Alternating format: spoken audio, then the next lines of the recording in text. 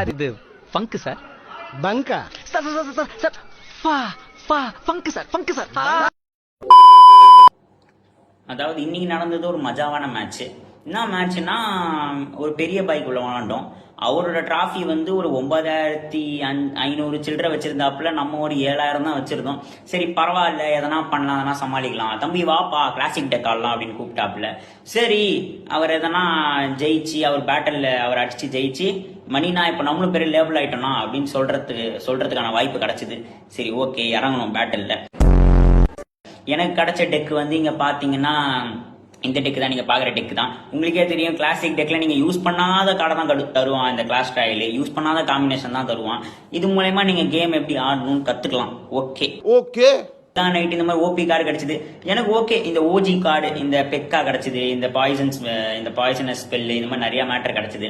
So இதை வச்சு நாங்க 2 பேரும் ஒரு 1.5 நிமிஷம் நல்லா தான் ஆடிட்டு இருந்தோம்.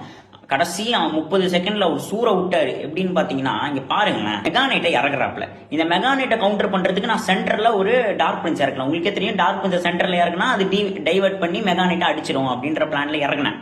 கடைசியில டார்க் பிரின்ஸ் என்ன பண்ணுதுன்னா, It was at this moment that he knew he fucked up.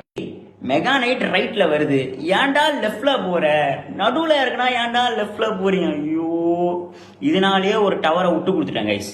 சரி அரை வழியே இல்ல, அடிச்சு புழக்க போறாருன்னு நினைச்சேன். அவர் லெஃப்ட் சைடு டவரையும் சர்ற மாதிரியே வெட்டுறாரு. அடி வெட்டுதான், ஃபுல்லா வெட்டுன்னு வெட்டுறாப்புல. முடிச்சு விட்டீங்க போங்க.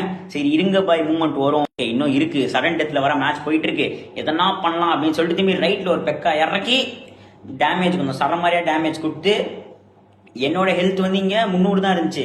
சரி அந்த சைடு பெக்கா வச்சு அங்க ஒரு 100 ஹெல்த் கொடுத்துட்டேன். ஓகே இப்போ பாய்சன் ஸ்பெல்ல போட்டு ஜெயிச்சிடலாம் அப்படின்னு பிளானை போட்டு கடைசியில வெற்றி கண்டுட்டேன் கைஸ்.